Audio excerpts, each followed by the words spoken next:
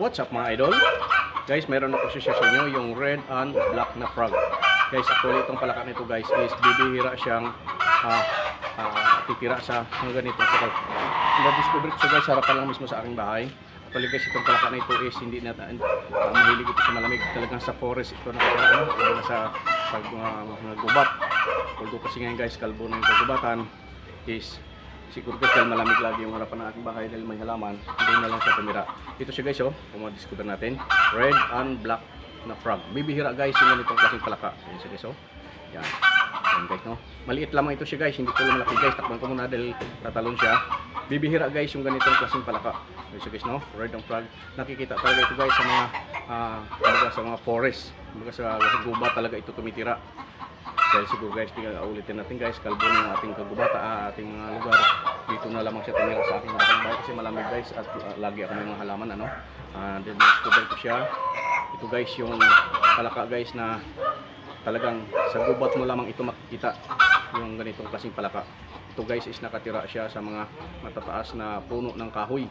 Doon siya tumitira itong kahoy na itong ano na tulis kumbaga sa malalaking balitik siya guys tumitira ito sa ilalim. Doon sila nagbuhukay. Bibihira guys yung ganitong klaseng palaka. Yung no? Red and black na frog. Yung guys, no? Ulit ko sa inyo guys, bibihira yung ganitong klaseng palaka. Kasi guys, lagi siya sa makita nyo guys, no? Ipakita ko sa inyo guys.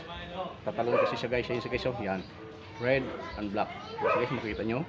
Yan siya guys, no? Bibihira guys. Pula siya at may kunting itim. Yung guys, no?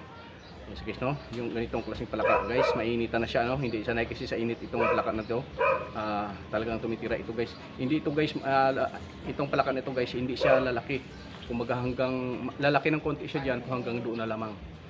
Bibihira ito guys, makikita ulitin ko guys, makukuha mo lamang ito sa makikita mo lamang siya sa mga malalaking gubat. Sa mga forest talaga nakatira itong palaka nito. Yes guys, gumagalaw. Yes guys, yan. Yes guys, no? Okay. Yan. Yes guys, no? Yan guys, tumalon na siya sa atin. So guys, tumalon siya. Yan guys, no? At yung itong ating ngayon.